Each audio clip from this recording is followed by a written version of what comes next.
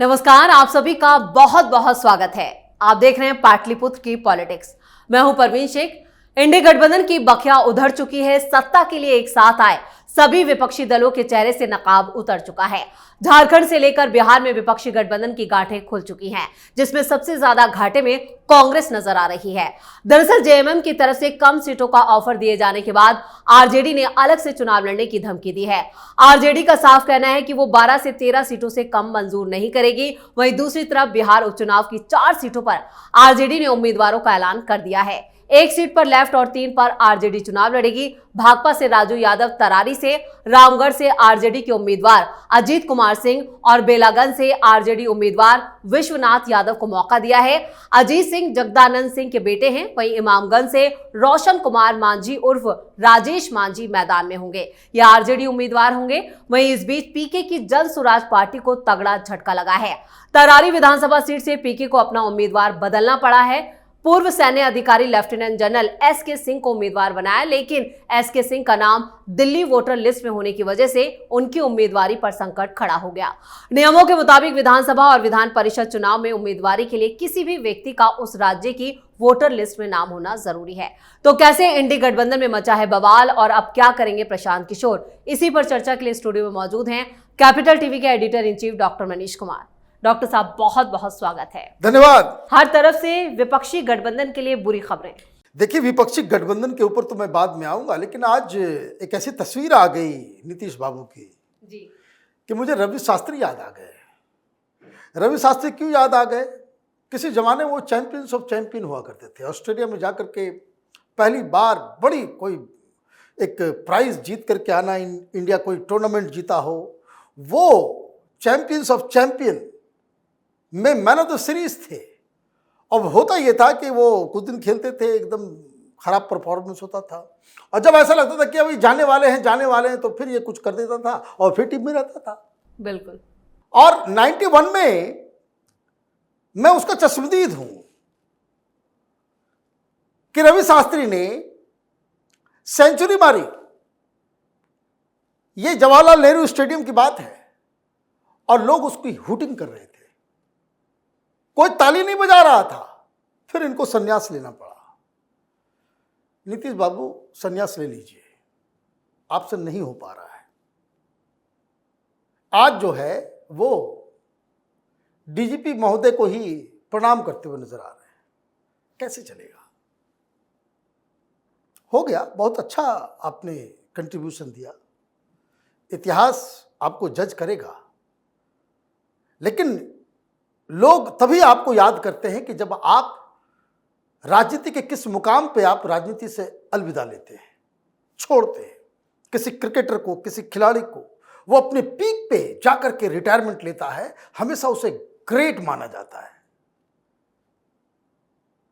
तो नीतीश बाबू एक अच्छे लीडर, अच्छे नाम, अच्छा कंट्रीब्यूशन बिहार की राजनीति में, उस याद को धूमिल मत कीजिए। लगातार इस तरह की घटनाएं हो रही हैं। खैर, ये तो नीतीश बाबू के विवेक के ऊपर है। ये दिल है कि मानता नहीं कि जब तक घसीट रहे हैं, घसीटते रहे, चलते रहे। लेकिन जो नया नया बबुआ आया है बिहार की राजनीति में, ये तो पहले एग्जाम में ही फेल हो गया। हाँ, बड़े दुनिया के सबसे बड़े पॉलिटिकल स्ट्रेटेजिस्ट पहली बार में फेल। ये तो होता है ना कि भाई प्रीलिम्स में ही आप उलट गए, मेंस और इंटरव्यू तो बहुत दूर की बात है। ये जो आपने हाराकिरी मचाया है, क्या लग रहा है आपको कि आप जो है खड़ा कर दिया आपने लेफ्टिनेंट जनरल साहब को बिना पता किए हुए, बिना लीगैलिटी को देखे हुए? मजाक चल रहा है। करोड़ों लोगों की जिंदगी इन राजनेताओं के ऊपर टिकी हुई होती है। मैं बार बार कहता हूं, कहो भाई चोरी करने आए हैं हम, आंख बाकी राजनीतिक दलों की तरह हैं। हमें बीजेपी में, आरजेडी में, जेडीयू में, एलजेपी में और जन स्वराज में कोई फर्क नहीं है। कोई सवाल नहीं पूछेंगे, सवाल पूछेंगे ही नहीं। लोगों की आशाएं जगा करके ये सब काम करोगे तब तो सवाल पूछेंगे और पूछने का अधिकार भी है। क्या लग रहा है, कोई क्लब चल रहा है क्या? किसी हॉस्टल में वोटिंग हो रही है? किसी यूनिवर्सिटी का चुनाव हो रहा है? दम्भ और हेकड़ी इतनी ज्यादा। एक और नई बात आपने कह दी, कह दिया कि भाई जगदानंद बाबू का बेटा जो है वो चुनाव नहीं जीतेगा, 4th पोजीशन पे आएगा, 4th पोजीशन पे आए। राजनीति में जिसको जितना कम बोलता है ना, वो उतना आगे जाता है। ज्यादा बोलने वाले लोग वो हमेशा वो इस तरह का दम्भ अहंकार दिखाने वाले लोग, वो डेमोक्रेसी है। It's a great leveller. आपकी बातों से बहुत सारे लोग बिहार के अंदर में हमें मालूम है छले जा चुके हैं। उनको लगता है कुछ बड़ा होने वाला है, ठीक दिल्ली की तरह। और आप में वो पूरा वो एक एक चीज नजर आ रहा है। केजरीवाल की राजनीति का पूरा वो समझ में आ रहा है। नए किस्म की राजनीति होनी चाहिए। अगर आप देखें बीजेपी में तो लीडर है ही नहीं कोई। बीजेपी में कोई लीडर नहीं है, सब थके हारे फूके हुए कारतूस। इनका तो कुछ नहीं होने जाना है। लेकिन 3 लीडर अगर हम कंसिडर कर ले, प्रशांत किशोर चूंकि अब राजनीति में आ गए, तो 3 लीडर, चिराग पासवान, तेजस्वी यादव और Prashant Kishor, youth young leader में आप इनकी गिनती कर सकते हैं। लेकिन यूथ का मतलब क्या है? Do they have any new ideas? यही घटियापंथी, यही वोट पॉलिटिक्स, यही वोट बैंक, यही मुसलमान तो यही दलित, यही ओबीसी, यही अपर कास्ट, यही कास्ट कैलकुलेशन।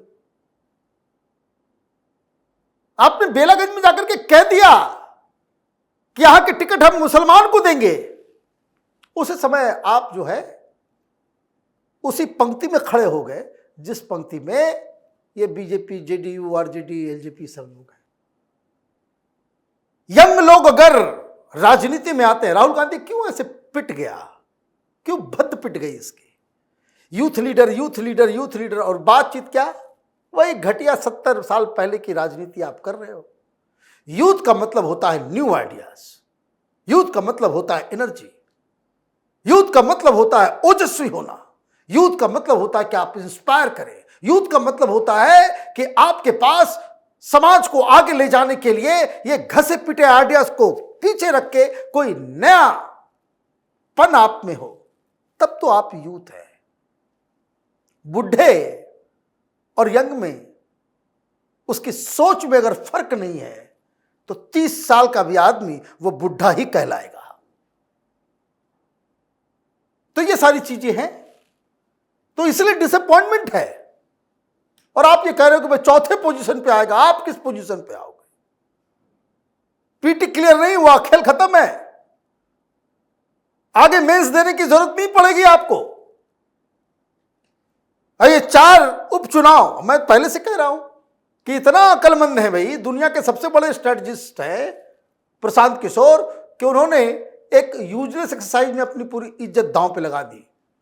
डिसिप्लिन सामने आ गया, वायरल हो रहा है कि भाई ये काट देंगे, वो भगा देंगे, तो ये कर देंगे, वो कर देंगे।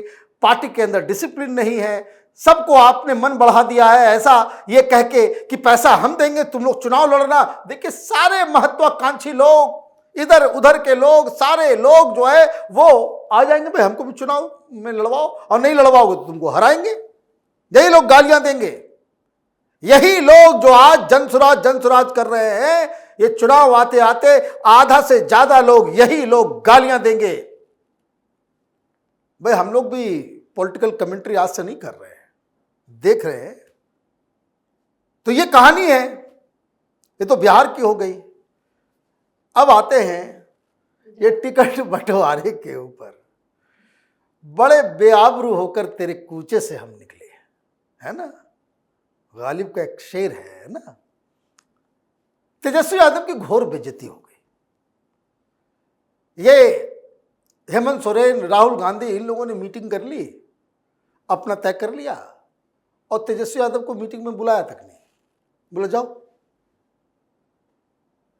वो लोग, मनोज झा, वो भी ज्यादा अक्लमंद है, वो प्रशांत किशोर से कम नहीं है। वो बाहर आकर के खुद कह रहे हैं कि देखिए तेजस्वी यादव जी यहां पे थे, हमारी पूरी लीडरशिप ये थी, और जब ये टिकट शेयरिंग के जो मीटिंग हुई, हमको आपने इनवाइट तक नहीं किया। भाई गए ही क्यों? है कहीं भी भोज हो रहा है क्या? गुज जाएंगे। भाई कम से कम भोज के लिए तो माने ये लोग पता नहीं बिहारी हैं भी कि नहीं है। न्योता तो न्योता, जब तक विजयी ना हो तो आदमी जाता नहीं किसी के दरवाजे पे खाने के लिए, और आप मुंह उठा के चले गए क्यों? उसकी कहानी अलग है। अब ये कह रहे हैं कि भाई देखिए हमने 18 सीटों को चिन्हित कर लिया जहां हम अकेले बीजेपी को हरा सकते हैं, तो हराइए। कौन मना कर रहा है? 18 खड़ा कीजिए। नहीं करेंगे, नहीं खड़ा करेंगे। तैयारी इनकी 7 के ऊपर ही है, तैयारी इनकी 7 के ऊपर है। कुछ दिन पहले यही झारखंड के तमाम आरजेडी के लोग आए थे यहां पे तेजस्वी यादव से बातचीत करने के लिए, वहां मीटिंग हुई। झारखंड में जो आरजेडी के लोग हैं वो 22 सीटों का लिस्ट लेकर के आए थे, 22 सीटों का।